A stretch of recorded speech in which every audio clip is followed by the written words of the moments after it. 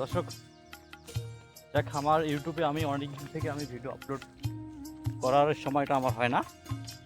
আর দেখেন আমি নিয়মিত খুব কাজের খুব প্রেশারে ব্যস্ত থাকি। তা আজকে পটল খেতে আমি স্প্রে করব। সেটা হচ্ছে বোরন, 100 গ্রাম স্লো বোরন, সেটা 3 ড্রাম করেছি।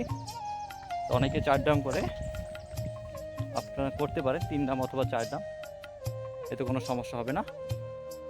তা সাথে থাকুন, আপনাদেরকে স্প্রে করবো আমরা এই পটল খেতে।